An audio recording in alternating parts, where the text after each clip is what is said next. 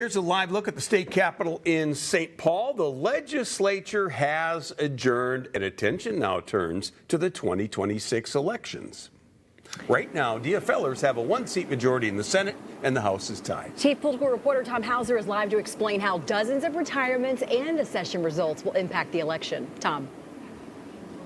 Kevin and Lindsay, the one thing I can tell you for sure is that the makeup of the legislature will look a lot different 1 year from now. 43 legislators, at least, are either retiring or running for another office. And with Democrats having just a one-seat majority across the entire legislature, the House and Senate will soon be up for grabs. I'm a longtime learner of the litmus test that our side loves to give. While state lawmakers held ceremonial floor sessions to allow for dozens of retirement speeches, concluded our work. Lawmakers who hope to be back stayed focused on the future.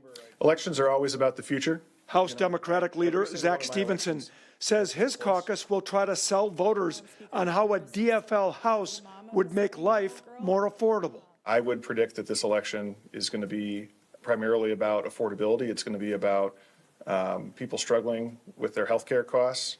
Republicans scoff at the idea a DFL-controlled legislature would make life more affordable. House Republicans have been a firewall for Minnesota taxpayers against continued efforts to raise more and more taxes by Democrats. We focus on Minnesotans with the tab fee reduction. Republicans cite license tab fees as an example.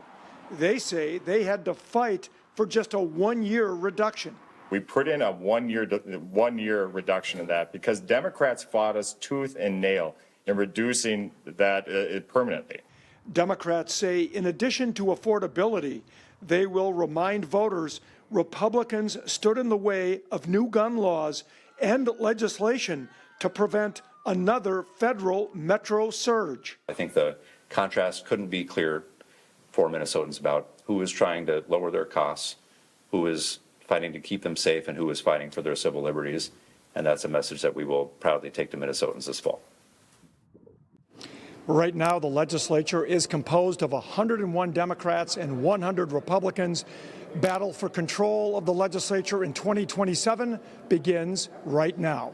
Live at the state capitol, Tom Hauser, 5 Eyewitness News. All right, and we're watching, Tom. Thank you. The impact of the legislative session will be felt for years to come.